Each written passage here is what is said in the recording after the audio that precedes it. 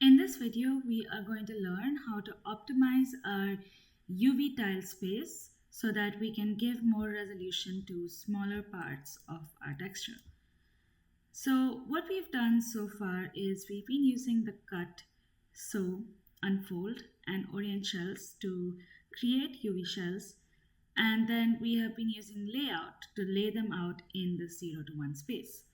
So this object that I have right here is one material, and I am going to attempt to lay out the UV shells in the space.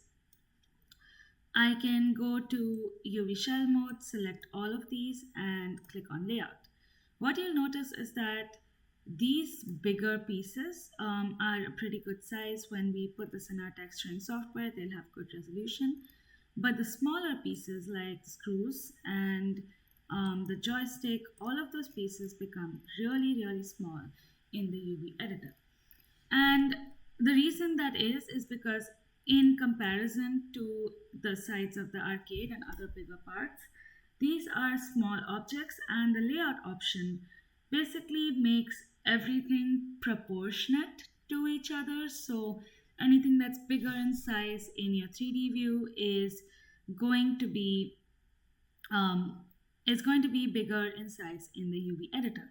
And the smallest parts are obviously going to be the smallest. The problem with this is that sometimes it does not provide enough resolution to these really small parts. So, what you can do to mitigate this is do multiple layouts for this object and then arrange them manually to some extent.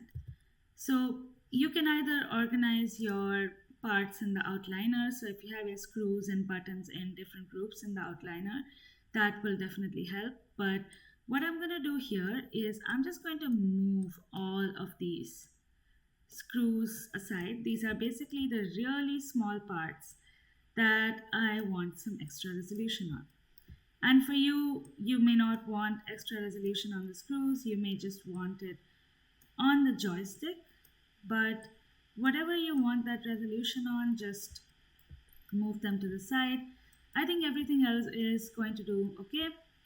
So the first thing I'm going to do is I am going to select everything that's left in the space and click on layout. So it's going to lay it out as it wants. I'm going to scale these down slightly and move them up, or just move them aside anywhere. And then I'm going to select all these smaller pieces and do a separate layout for them. So that lays them out so they're not overlapping. And now I can rearrange this to help me out. So I'm going to move my smaller pieces aside, and in UV shell mode, just select all of these and move them back into my UV editor. And now the next step is just to sneak these smaller pieces into the space between these bigger UV shells. You might need to scale these smaller, so just select all of them. Just eyeball how much space is left between these other UV shells, and then decide how big you want these to be, and then just move them where they need to be. So I am just selecting these bit by bit and moving them into the empty space. And you'll already notice that these objects are bigger than they were when we had them in here earlier, and we're also optimizing this space. We are basically using all of it for these objects.